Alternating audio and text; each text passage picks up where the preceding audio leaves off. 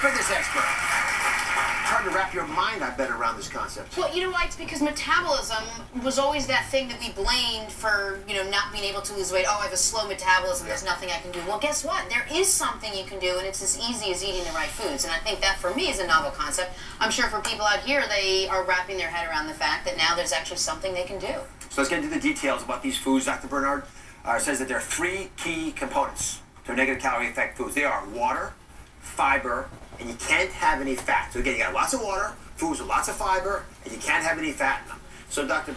Bernard, give us a bunch of ideas, Neil. Yeah, well, I should say that there are traces of fat, but you don't want to have lots of extra fat because it doesn't give you really any burn at all. So it's not a zero fat diet, but you don't want to be adding fatty foods to it. About fiber, you get an extra benefit, and that is not only is it a component of these foods, but it also tricks the brain into thinking you've eaten a lot, when in fact fiber has effectively no calories of its own. Right. So that's an added benefit too. So let's be the categories, the different foods. And I'll put a whole bunch back up here of examples of foods that you say are negative calorie effect foods, but you put them in a couple different categories. Sure.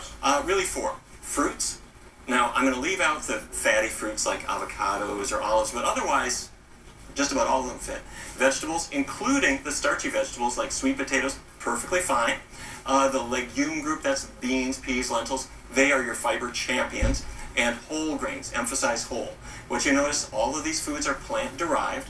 I always tell patients, when you eat your plants, you look good in your pants. So plant foods are going to help you. What do you think about that? Pants and plants. I mean, I'd love to think about you in your pants, and that's a beautiful visual. I'm going to take a step away from that, though. And I notice there's no protein on here. You don't stress protein as a calorie-burning, metabolism-boosting food. Great question. There is protein in all of those foods. If you take a piece of spinach, send it to a laboratory, they will call you up and tell you that there's a substantial amount of protein in it. Between 25 and 50% of the calories in typical green vegetables are protein, which is why that bowl that gives you the meat is, they're eating green vegetables all their life. Those are vegans.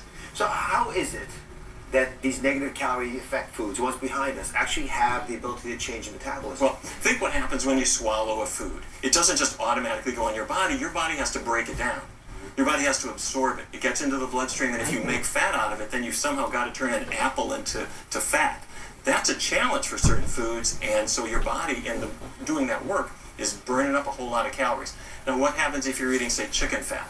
That's a whole lot like human fat. It doesn't take much work to add that to your body fat. But okay, I mean, just a demonstration that you would love, and Jenna loves fires. She's a very fiery personality. She'll appreciate this.